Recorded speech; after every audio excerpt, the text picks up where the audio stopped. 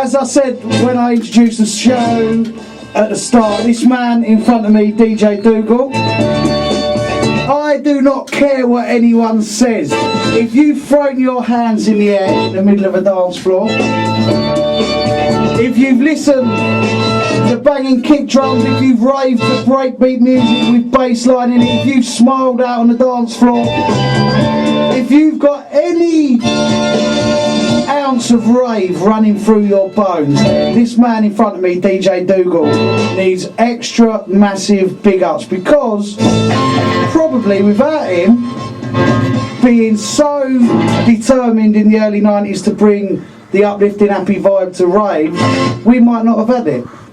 And that's how I see that. DJ Dougal, welcome to the show.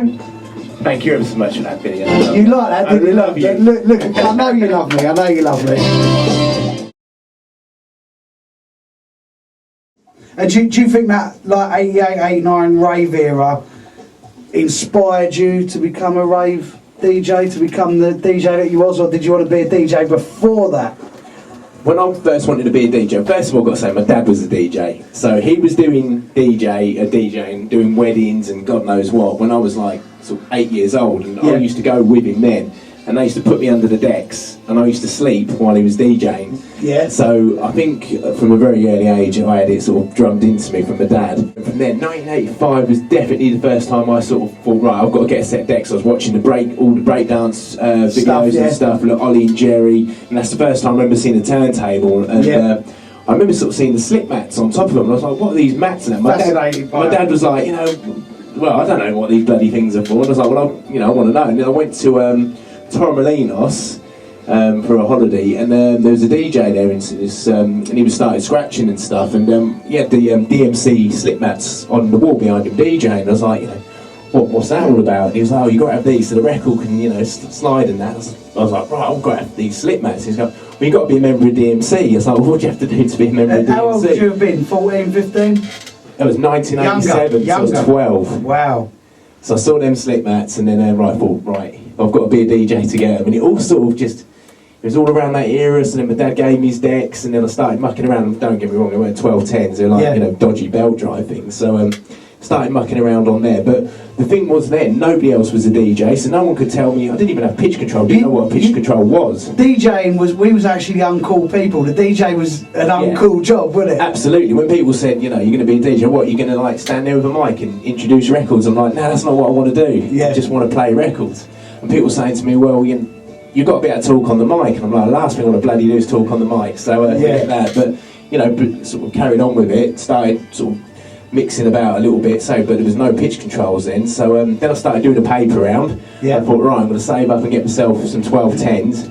A year later, I got one 1210. Kept begging my mum and dad to sort of help me get the second one, then build it up into the second one. And all I had was like a ghetto blaster. There was my mixer, and I had like a left and right channel, and I was like sort of mixing sort of from one to the other. But like from left to right channels. So still no mixer.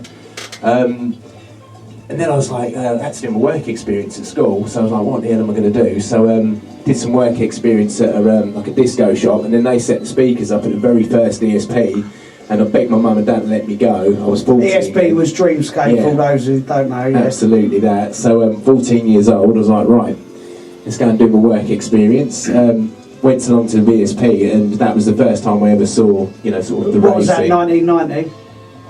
I think I was 14, so it might have been, it would have been 1990, And so you had your work experience putting speakers into Dreamscape. Well, not Dreamscape, ESP. It just ESP, Dreamscape hadn't been born yet. And what club was that? That was Milwaukee's. And you stayed there all night? Yeah, set the speakers up at 9, venue opened at 10, and then finished at 2 in the morning. And all I remember, my first vision of rave was DJ Neil Parnell playing with most probably a 20k sound system in a club that the ceiling was only sort of 6 foot high.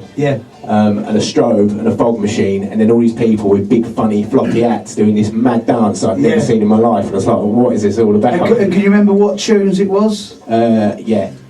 Expansions, Move Your Body Higher was the first song that I ever remember that got me straight away. How did the first gig at a rave come for you? Right, it was quite a long story because it wasn't simple. First of all, because I couldn't just sort of go and start working at ESP and stuff, I sort of had to, sort of prove myself. So I set up all my speakers, started doing like sort of discos almost, but for cool people. Yeah. So like, I was the only person who had decks, and I had bought so many speakers. Every time I saw a speaker, I just had to have it. So started getting loads of speakers, and then like when someone was like having their 18th birthday, even though I was only 14, they were like, well, we need someone who can play maybe some cool music and not just a normal DJ doing like disco pop music. So I was like, right, okay, I can start doing that. So I started DJing at all these sort of people, sort of like who I really looked up to, sort of like your older people, and started doing like their parties and stuff, doing their birthday parties. There was this club in Northampton called the Crazy Coyote, and it was in the basement. I used to start playing there at 9 at night and would finish about 6 in the morning. When I was DJing down there, one day Murray Beatson come along. He was like, oh, you set the speakers up, don't you, down at ESP? Yeah.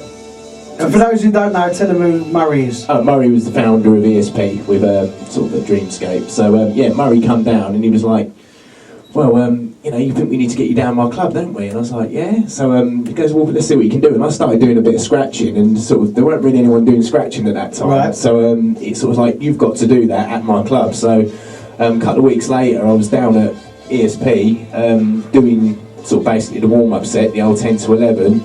Yeah. Was shaking like a leaf. Oh my God, I remember holding the needle, and I was just absolutely terrified. And what DJs were on the lineup? That would have been most probably then, actually, because it was so early, it would have been just most probably Neil Parnell and then like another one of their resident DJs. But very quickly, it's like as the rave scene just exploded, all of a sudden it was right, Cole Cox was on the lineup, Groove Rider was on the lineup, Swanee, Master Safe, they were the boys, Fantasy.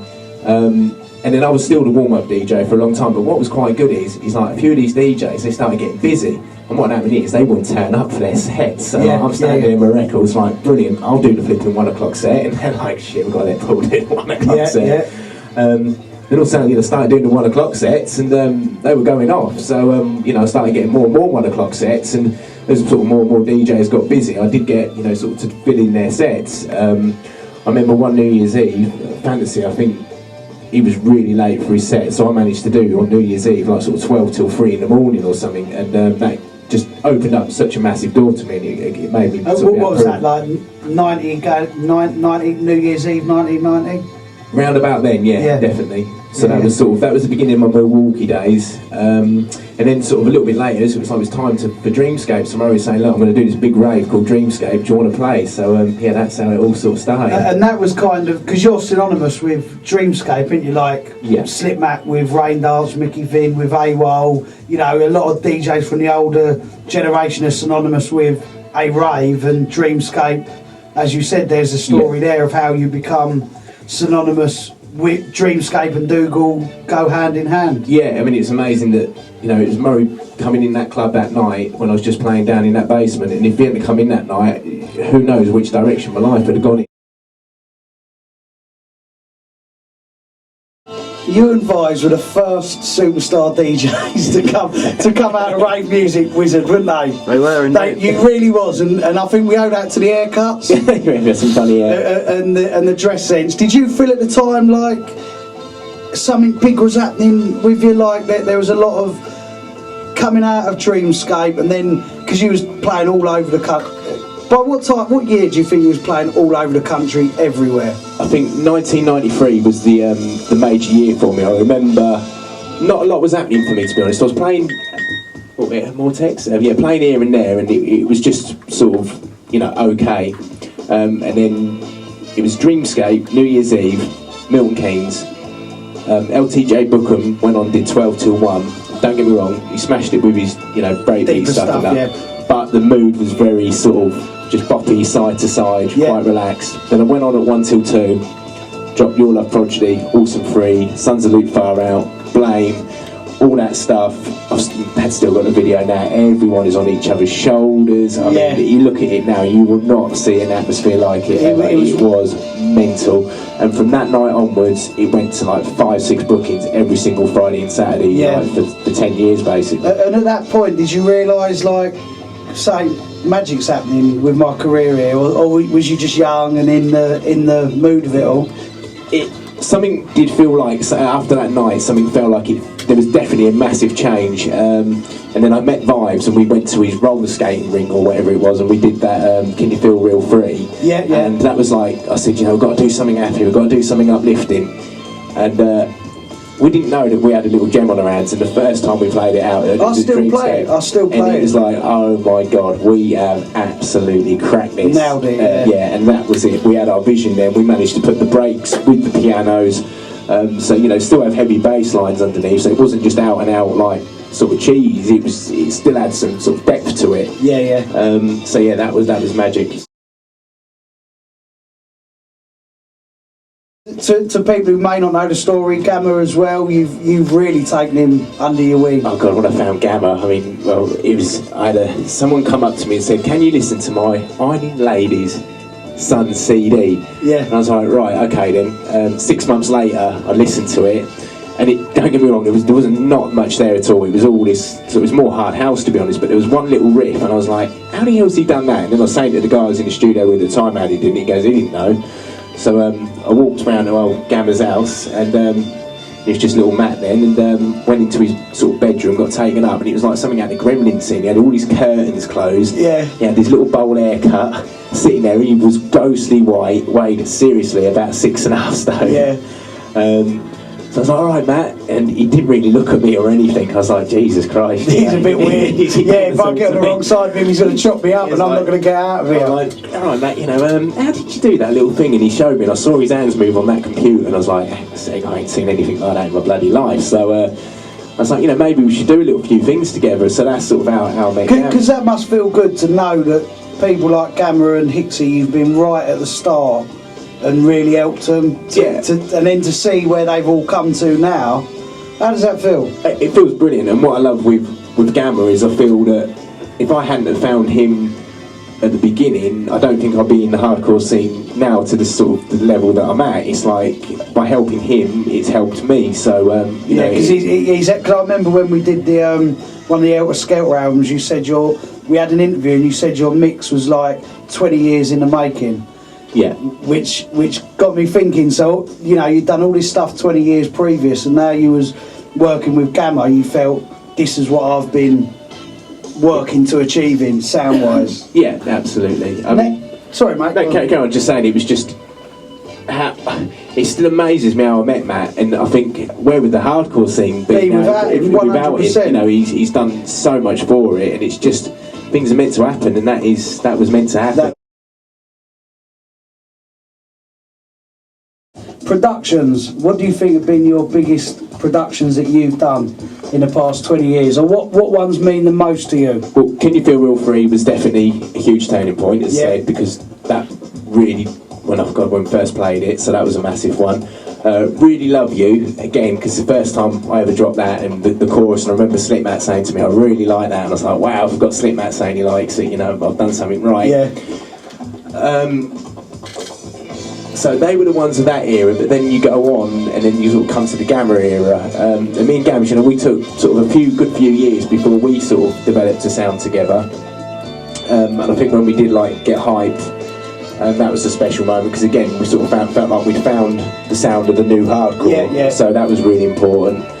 And then when we've done things like sort of All the Tears I Cried, Through the Darkness, say in the last 10 years, they're all really special. So yeah, it's sort of it's just the ones that sort of start you up for the next sort of your next sound almost, because they get you off on the right track again.